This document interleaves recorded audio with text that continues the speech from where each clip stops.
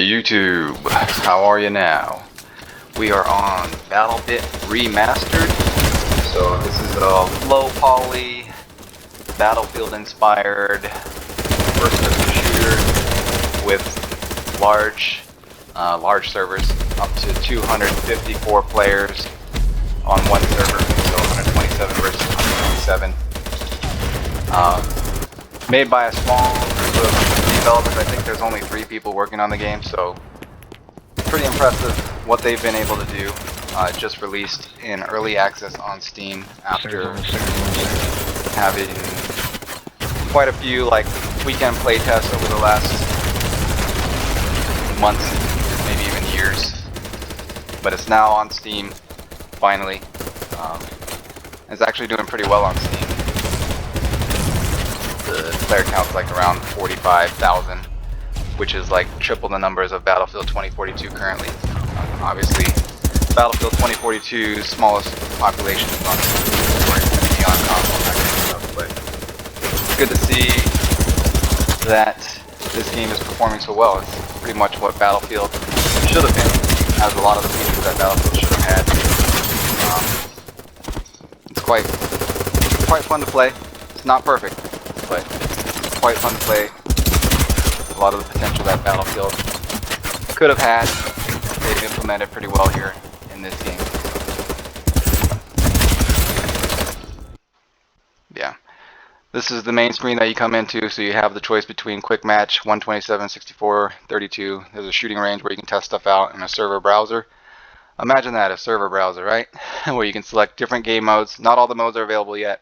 All the maps available, which are quite a few, and then the map sizes. The smaller maps aren't available, 8v8 and 16 versus 16, but I would assume those are coming in the future, as well as the game modes that support those smaller modes. So right now it's only 32 versus 32 and higher, and not all the game modes either. So no team deathmatch, no free for all, no gun game, and that kind of stuff. But there are quite a few, like conquest, infantry conquest, that kind of stuff. And there's plenty of guns to choose from. This is just the assault rifles. They got a couple carbines, personal defense, submachine guns, light support guns, light machine guns, marksman rifles, sniper rifles, a few pistols, automatic pistol, and then heavy caliber pistols. You got a bunch of gadgets as well, depending on the class you choose. Heavy gadgets, light gadgets, and then first aid. Everybody has bandages. And then quite a few vehicles as well for the larger game modes that support it. So helicopters, light armor, naval, tanks, and transport. So a lot of content there. It's class based. So you have your assault class, you medic class, engineer, support, and there recon. you go. Assault, don't fall down. Got better assault capabilities. Medics heal and revive. Everybody can revive, but medics can drag and revive faster. They're the only ones who can actually heal people. So bandaging and healing is different. And then you have all these weapons, excuse me, with different attachments. Everybody has their own loadout that you can edit in the game, depending on what you want to use, as far as throwables, gadgets, primary and secondary. So assault, medic, engineer, support, recon, they're all different. So you can just edit your class, customize it however you want, depending on the class that you want to play. So yeah, what is this? The engineer. So they have repair tools and then also RPGs.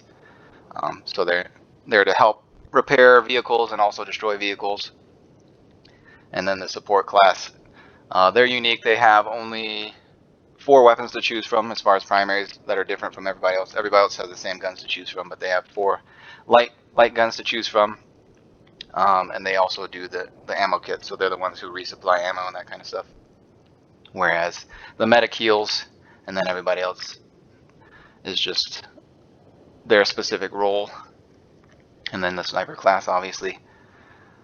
You got your sniper rifles, and then so you have sledgehammers and pickaxes and that kind of stuff. If you have it available, those are used for like destroying walls and stuff. So there is full destruction in this game. You can break through walls to get through areas. And then so everybody has different armor classes. So this is the assault class. They have 43 armor chest and 12 helmet, which is a little bit higher than some of the other ones. So like medic has 25 armor, chest, and then 12 helmet. And then engineer, they have 25 armor but no helmet. So, but they have faster aiming speed, 110% aiming speed to make up for not having a helmet, but you don't have helmet protection. And then the support has the most armor at 62 chest armor and then 37 helmet armor, but it comes at the cost of running speed and aiming speed. And then recon has the least armor, has the sniper rifle. Only 12 armor to the chest, no helmet, but 110% aiming speed as well.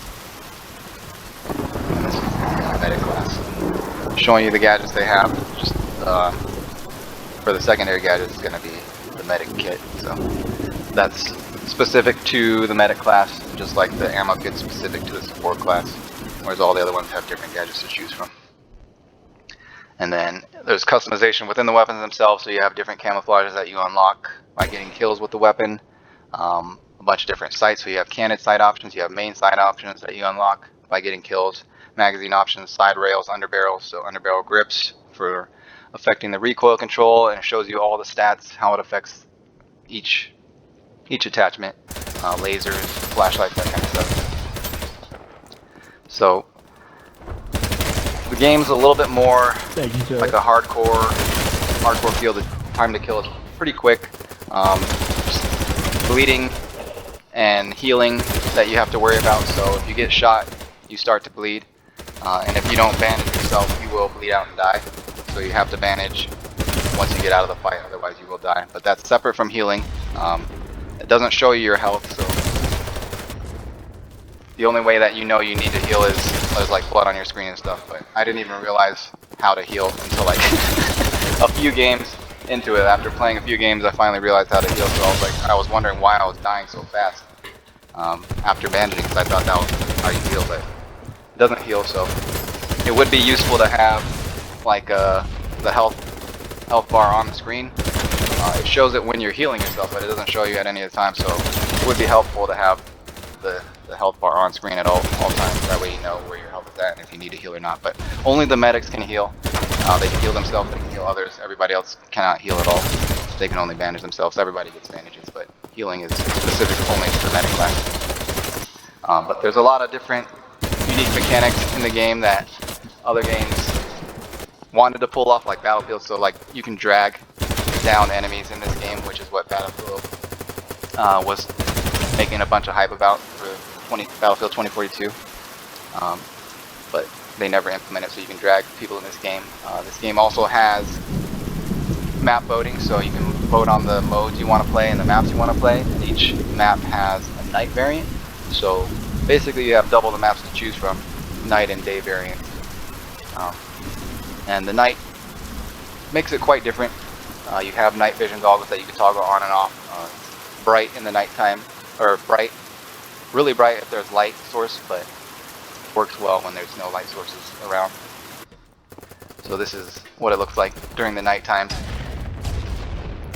Very different feel to it, very different experience, but a lot of the maps feel very different as well. They have their own unique flavor to it. So desert versus snow versus urban, that kind of stuff. So there's a lot of variety there. But yeah, getting back to all the features. So there's dragging, there's reviving.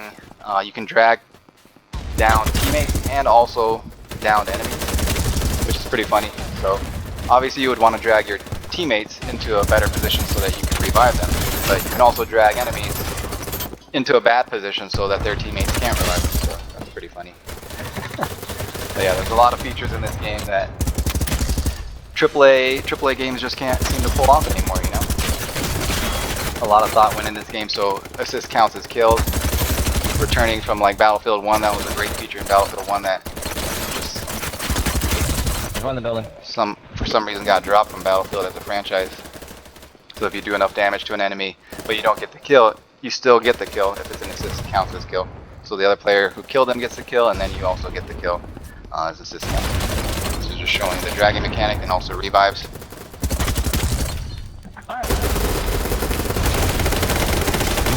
Yeah, a lot of features. So there's 37 up to your left, dude. You got proximity chat, there's depth chat. Soul guy, thank you, man. So you can hear what people say when you kill them. or other players can hear what you say and they kill you for a brief moment, just like the old Call of Duty days. That add a lot of funny moments to the game. But yeah, a lot of features, a lot of content to the game. So basically, I'm just gonna go over the pros and cons of the game. So yeah, the main pro is obviously the content. There's a lot to this game. A lot of progression, a lot of maps, a lot of game modes, a lot of guns to choose from, a lot of customization, all that. And this is just starting off. They're planning on adding more as well. So what it starts off with is quite a bit, even compared to a lot of content. There's a lot of features. The gunplay is really good. The guns feel good. They all feel different. They have different recoil. There's a bit more recoil in this game than games like BattleBit and Call of Duty, but it's not unmanageable. But it is noticeably more so. The guns feel like they have more kick, more power to them, but the gunplay feels good overall. Even though it is low poly, I thought it was all an issue, but it's not actually that big of an issue. Obviously, I would prefer a better looking game, but I don't mind if the game performs well and it feels good to play. So it's not as bad as I thought it would be. That guy just bled out, so. He didn't bandage himself. You run out of bandages if you're not a medic. So they start with a lot less bandages than the medic does. The medic has like 20 bandages to start with, whereas I think the others only start with like 4. So yeah, gunplay is good. The performance is good. So the game was meant to be playable on pretty much any machine. So even if your PC is a bit outdated, not the best graphics card, not the best drivers, whatever, it's still meant to be able to be played on any machine. So I have a mid-range rig and I was getting pretty high FPS on average, sometimes in the high 200s, but usually around the 100s. So right now it's 140 frames per second, which isn't bad. And I have a lot of the settings on the higher end, so if you weren't getting the performance you want, you could turn down the settings a bit to get better performance. So right here I'm combining magazines. So the game has tactical reloads instead of like a pool of ammo to always choose from. You reload and always get a full magazine. The magazine that you reload goes back into your kit with however many bullets was in there. So eventually you're going to have to combine those magazines if they're a little low and you're running low on magazines. So you can tactical reload, or you can drop your magazine for a faster reload. But then you have to pick up those magazines again if you want to keep them and to resupply them. So you can resupply, but you can only resupply the magazines that are on your person. So if you drop a few mags and go to a resupply, you can only resupply the mags that you have the magazines. You only really want to drop the magazines if you're in a bad situation where you need to reload really quickly, and ideally you would want to pick those magazines up again if you have the opportunity to do so. But yeah, it leans a little bit more into the hardcore. So you just gotta keep an eye on those kinds of things. So performance is another pro, and then the price is another pro as well. So it's only $15 on Steam, which isn't half bad for all that's in the game. So the content and the features, all that's in the game. $15 isn't half bad compared to like a $60 to $70 full price AAA game that has less features, less content, all that. Preferably, it would have been free, ideally, but the team probably doesn't really have the resources to implement a working monetization scheme since they're such a small group and just trying to get the game out to the masses. So $15 is not half bad for all this. Although they do have a supporter pack as well, which is like $17 which comes with stuff like that. But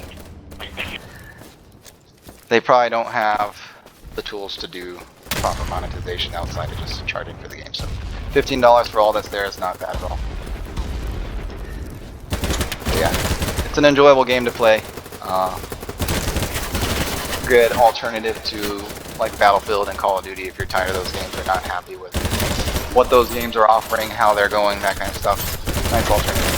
It's not perfect, like I said, so some of the cons is the game is a bit more hardcore and it expects you just to either learn or know what you're doing, so there's no tutorial.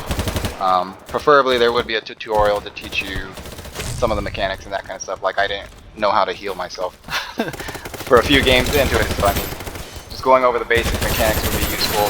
Explaining the different game types would be useful. Because some of the game modes I don't really know what's going on.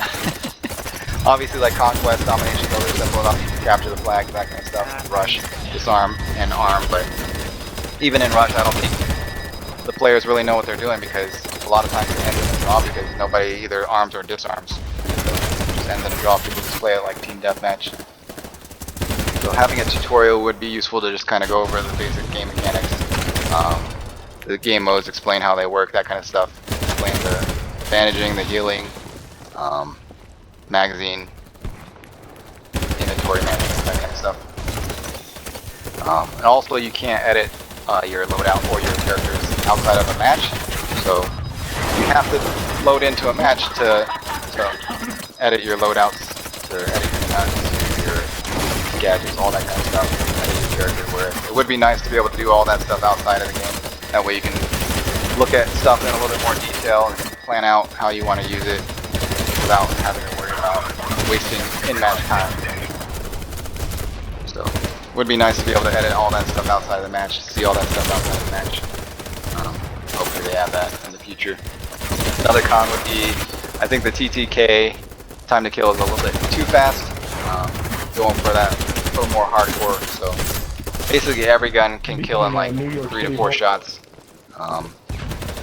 But the TTK is also a little inconsistent, so we'll get into a little bit of that more a little bit later, but TTK is a little bit too fast, so I feel like that leads to a little bit more campy playstyle. People are just hiding in buildings, hiding in windows, and there's a lot of different buildings and windows you can get shot from, so multi-story buildings, a lot of bushes, trees, people are just hiding everywhere. And they can hear you coming from a mile away if they're not moving. Your footsteps are pretty loud, so if you're moving around the map and they're hiding somewhere, chances are they're going to know where you are and you're not going to know where they are. So it is pretty campy, but I mean that's just how people play the game. So that's more an issue of just how people choose to play the game versus the time to kill. But I think the time to kill, being as fast as it is, contributes a little bit more to that more campy play style, which is unfortunate. But the inconsistency of the TTK is also a problem. So usually you die really fast, but sometimes like the support class can tank quite a few bullets. I don't know if that's the netcode issue or if it's just that's how their health is, because they have 62 armor and 37 helmet armor versus like 25, 43, 15 for the others. So they do have more tankiness to them, but it's noticeable amount more tankiness, which leads to an inconsistent feel. Sometimes it feels like, why did I not kill that guy? That's not always a good thing.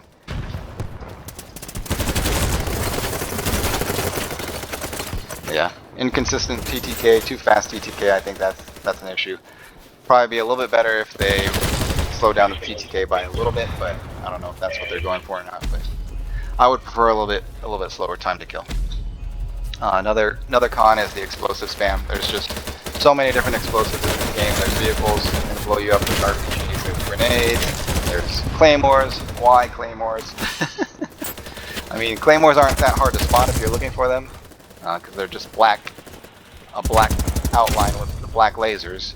But if you're focusing on people who are shooting at you and all that kind of stuff, moving through buildings, and there's a claymore at your feet that you're not really paying attention, you just get blown up and die instantly. So, not a fan of claymores, especially when you can start with so many.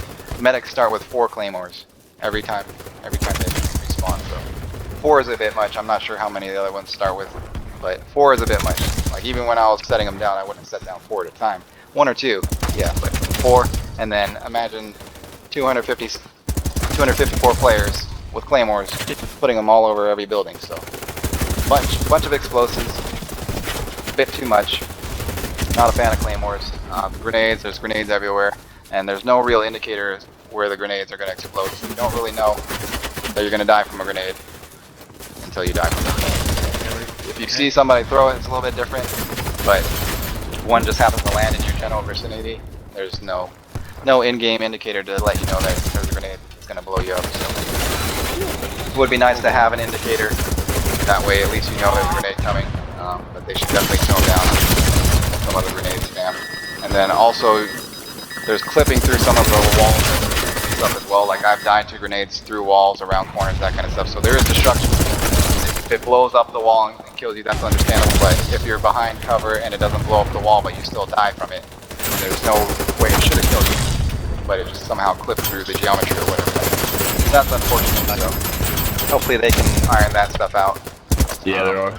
But explosives definitely are a bit much in this game. Reload, that's so unlucky. Which is unfortunate because that was one of my main complaints about Battlefield 2042 as well. Too much explosive spam. And then another issue is the netcode. So the servers do run at 60 Hz tick rate, which is good. But the netcode doesn't feel that great either. It still takes damage and die around corners, that kind of stuff. And the time to death seems to be a lot faster than the time to kill. Even when the time to kill seems to be the way it should, it seems to die a lot faster. That doesn't feel good. But at the same time, AAA studios seem to be having the same problem. So if a AAA multi-billion-dollar studio can't figure it out,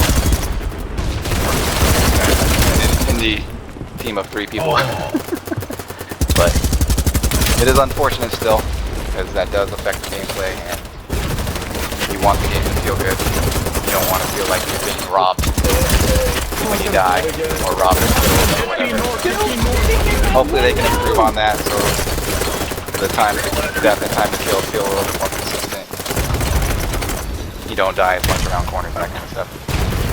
Another con is the progression. So the progression is both a pro and a con. There's a lot to progress through, a lot to unlock, a lot to work towards, so that's good.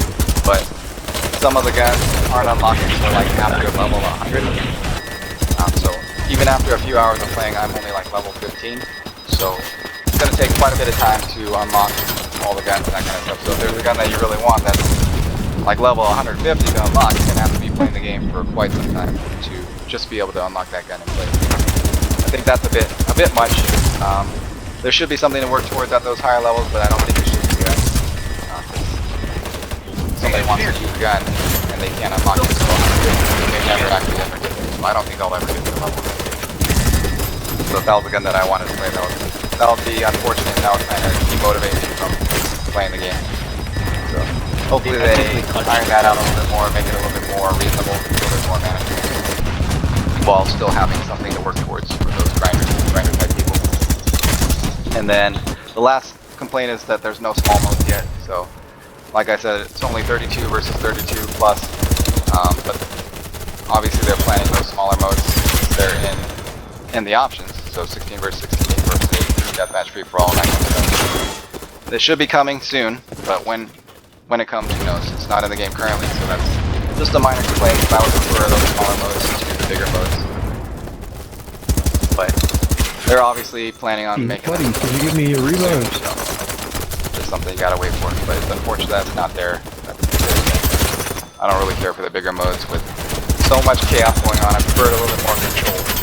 So I like action, but just pure chaos, no. For a little bit of controlled action. As opposed to just dying from a million different directions, from a million different things. But yeah, game's enjoyable. Don't know how much I'll be playing overall, but it's fun to play every now and then. Hopefully when they add smaller modes, that'll be a little bit more enjoyable for me. But definitely check it out if you're not satisfied with Battlefield or Call of Duty or whatever, or even if you are and you just want to try something different. Show them your support, you know. They're innovating in ways that AAA studios are not, so. Yeah, thanks for watching. I'll see you guys in the next one. Peace.